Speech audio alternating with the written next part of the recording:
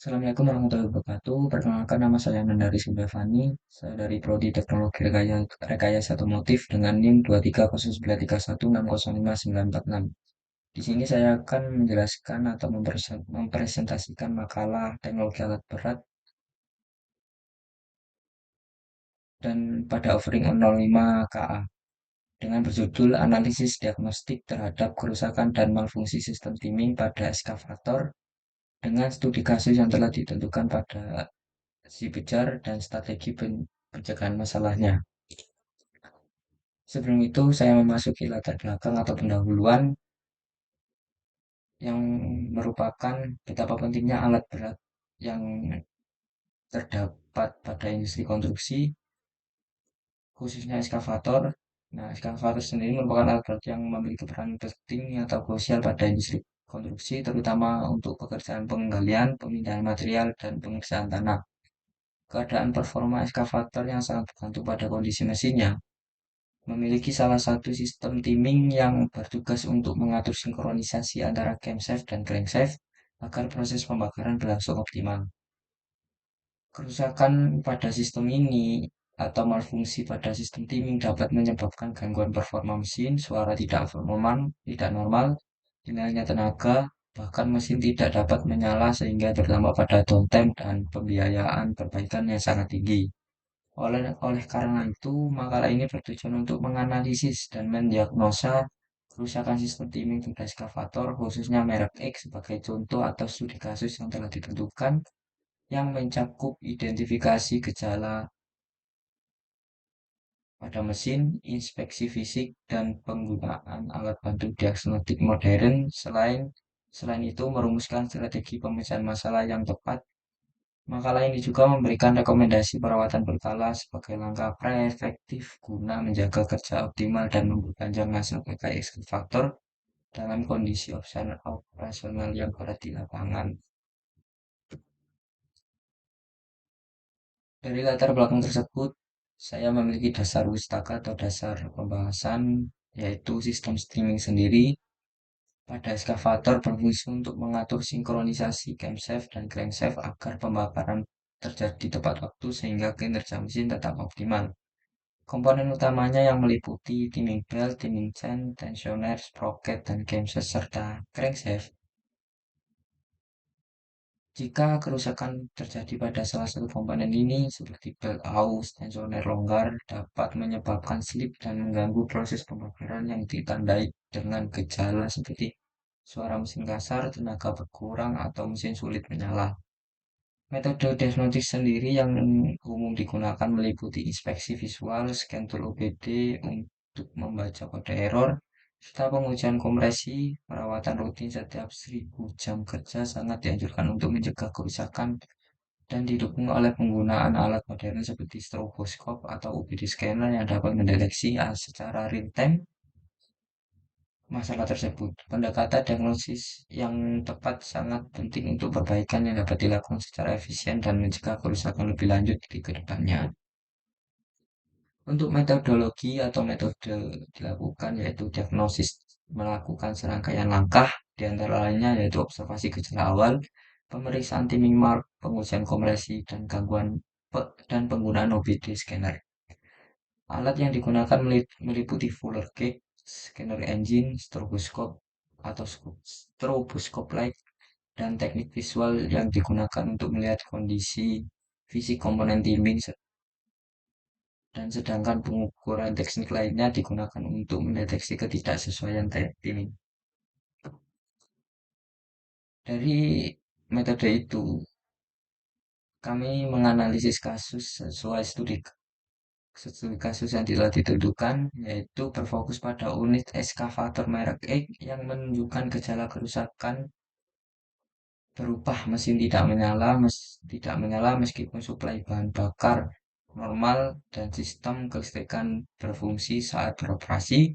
Selain itu, saat dinyalakan, terdengar suara kasar atau ketukan logam saat mesin di starter dan yang mengindikasikan adanya masalah mekanis pada bagian dalam mesin. Dari studi kasus tersebut, Dan gejala tersebut, saya mencurigai bahwa terdapat malfungsi pada sistem timing di daerah timing belt, timing chain, atau tensioner pada sistem timing tersebut. Nah, penyebab kerusakannya yaitu identifikasi penyebabnya yaitu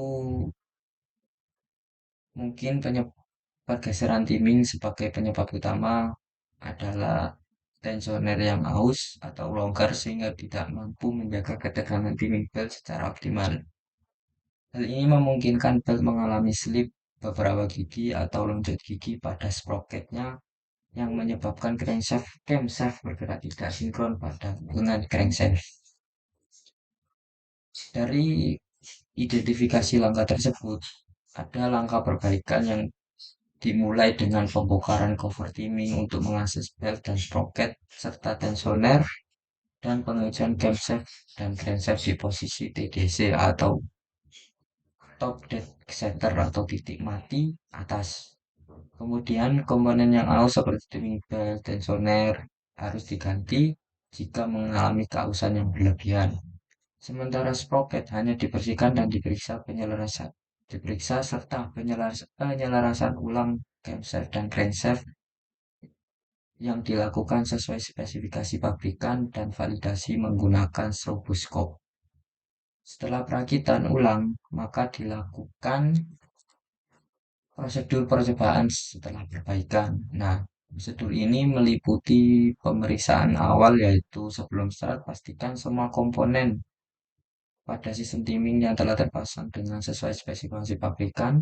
Periksa kembali penyelesaian timing dan crankshaft dan pastikan tidak ada kebocoran oli atau baut yang longgar di area kerja. Yang kedua yaitu uji ulang kompresi. Serta yang ketiga yaitu starter mesin. Dengan menyalakan mesin dan perhatikan proses awal penyalaan apakah ada suara ketukan dan bunyi tidak normal lainnya. Dari ketiga itu kita melanjutkan observasi performa mesin dengan menghidupkan mesin selama idle 15 menit atau 30 menit dan periksa kestabilan putaran mesin serta respon akselerasi. Yang kelima yaitu pengujian dengan stroboscope untuk memverifikasi ulang timing secara dinamis saat mesin hidup. Dan yang keenam pemeriksaan kode DTC atau diagnostic trouble code dengan menghubungkan OBD scanner ke ECU melalui DLC. Dan yang ketujuh yaitu tes jalan dan dengan menjalankan eskavator dalam kondisi tambah beban dan dengan kondisi perbandingan melihat performa mesin secara nyata. Untuk rekomendasi pencegahan yaitu ada saat ada 7.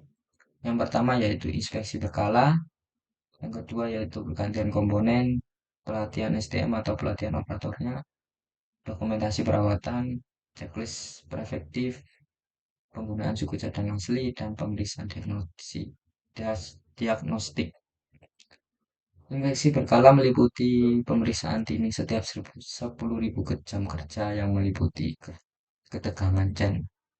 Untuk yang kedua ya pergantian komponen tanpa tepat waktu dengan pergantian timing belt dan tensioner secara preventif setiap 2.000 sampai 3.000 jam kerja.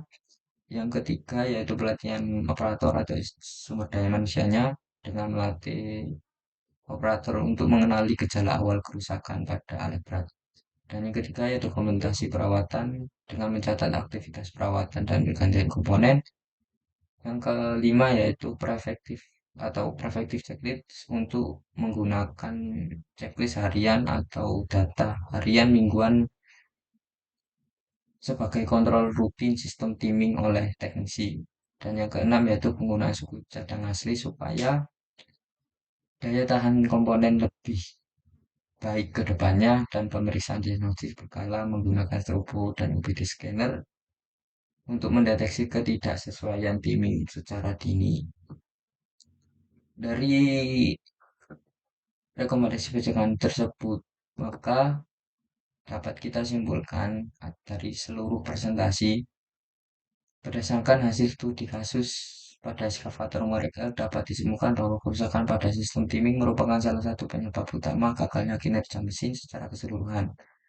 Masalah yang ditemukan berupa ketidaksesuaian posisi camshaft dan crankshaft disebabkan oleh tensioner yang haus yang menyebabkan tim Trinidad mengalami slip atau lonjakan gigi.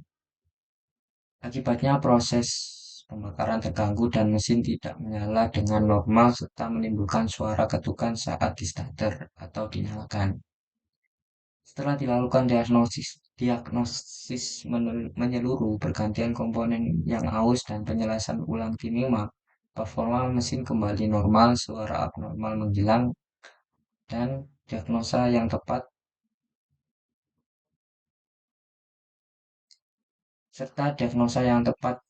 dan pemeriksaan fisik serta teknis secara sistematis dan penggunaan alat bantu seperti OBD scanner dan penguji kompresi terbukti sangat efektif untuk mengidentifikasi dan menyelesaikan masalah pada sistem tersebut.